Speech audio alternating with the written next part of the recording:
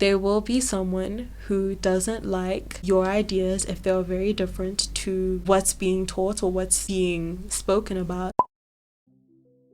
What's up, howdy, welcome to my YouTube channel. I'm so annoyed. I recorded a whole video to a black screen because my storage finished. Welcome to my channel. I don't know what I'm doing. I'm still very new to this thing. It's been a year, so I don't know what I'm doing, but I'm just doing it very entertainingly. So you want to subscribe and you will now. So a couple months ago, like 5-6 months ago, I made a video saying I regret fine arts, and that is my most popular video to date. I figured because it was so well received, I will talk a bit more about my experience as a fine arts student. Second year, so I'm very new to this thing. Like I'm no pro, okay? But seeing as though like it is coming to that time of applying for varsities and matric students being matrix, I'm gonna talk about the things that I didn't expect coming into fine art school and things I wish I was aware of before I chose the degree. So if you're in that boat, if you are thinking about studying a fine art degree, look no further than this video. If you know people who are thinking about studying fine arts in South Africa,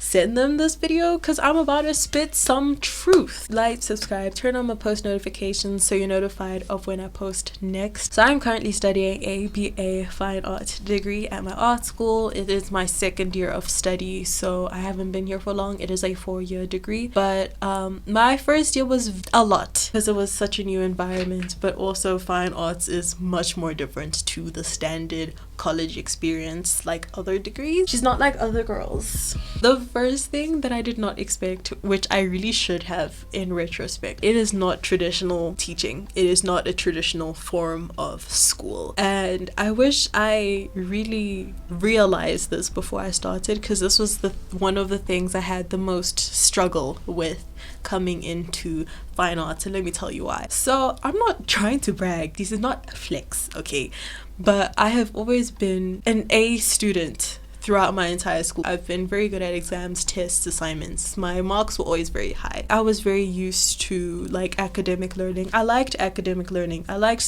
didn't like studying for tests, but I was very comfortable with the whole you study, you take a test, you get your marks. My marks determined my worth, basically. That sounded so deep. I was so used to and so comfortable in that form of like understanding my worth as a person, because I just knew, okay, I'm insecure in a lot of things, but at least I know like academic I'm okay. But coming to art, it is not like that. For the actual fine art degree modules, there were no exams, no written tests. There were essays and things, but it wasn't like tests or exams. Let's say in school, you went to history class, you learned about the Holocaust, and the Holocaust is what you studied to write about in your test, where that grade would be put on your report. But in art school, the classes are not what you're going to study for a test, because we'll have the most vague classes, okay? We'll learn about artists and stuff, but it's not like we're gonna write about those artists per se. Sometimes you do for essays, but it's most of the times we're gonna be exposed to a lot of artists and stuff, but we're not going to write about them.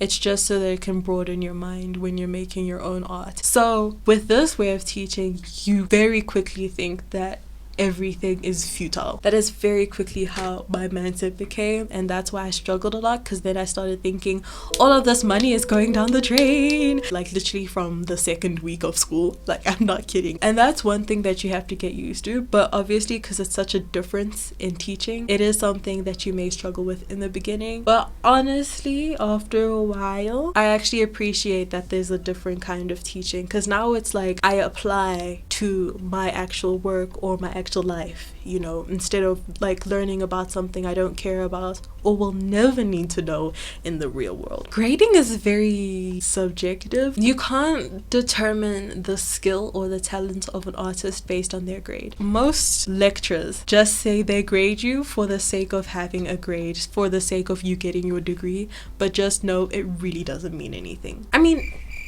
I still got good grades.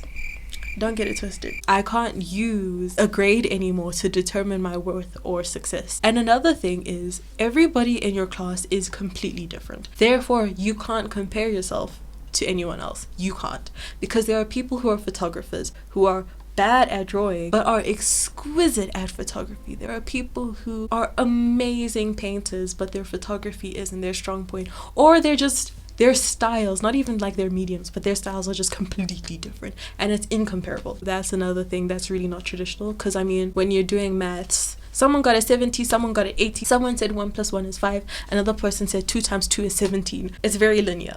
But because everybody is a artist in their own right, it is incomparable. The next thing that's kind of in a similar vein is that skill is not important. If you want to learn how to draw, Google how to draw and watch YouTube videos, or go to a drawing class. If you want to learn how to paint, go to a painting class or Google painting videos. It is not a place where you can learn to draw detailed or paint these Van Gogh Renaissance hyper realistic paintings. If you're coming here expecting that, deregister right now, because they don't teach you how to draw, they don't teach you how to paint. The most we've done is, yes, we've done figure drawing classes and we've learned some techniques and stuff, but it's not like step 1, step 2, step 3, step 4.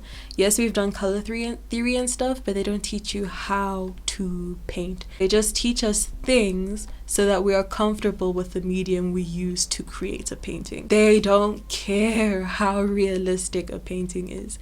That is not the determining factor of what makes art good or not. You can paint the most detailed, hyper realistic painting, and the lecturer may even prefer this blob with like a green patch here, a piece of grass, and like charcoal dots. I mean, you can be a realistic painter. I am more on the realistic side than abstract, but it doesn't matter. So if you are wanting to study fine arts like really badly, but you're hesitating because you feel you aren't skilled enough in that regard, sign up right now, because we don't care, okay? And I'm not bashing anyone in my class, because everybody's talented. They're there for a reason. But a lecturer can choose 2 lines on a paper and say that's much more evocative than this hyper realistic beautiful painting. And that's a good thing, because you learn to define art and define beauty or whatever it is through other ways of seeing. I feel like I'm starting to advertise my degree. I'm not being paid for any of this. And then the other thing that is kind of still a pet peeve of mine, but we move, is it's not actually as inclusive as I thought it would be. I'm not saying it's not inclusive as in like identity in terms of like race, gender, sexuality, because it's the most inclusive place, I would argue. I'm talking about like actual subject matter and the type of art you create / they kind of edge you towards to create. A lot of artists that we look at are South African or African, and a lot of art subject matters that we talk about and discuss are South African centric or Afrocentric or Black centric, and those topics are important. They have to be spoken about, and I'm glad that we're speaking about it. But it's sort of like that is the type of artist you're being molded into. There isn't really representation of art outside of those type of topics, if that makes sense. I appreciate those topics because a lot of conversations need to be had, and that's fact on fact. But I don't think that my art can do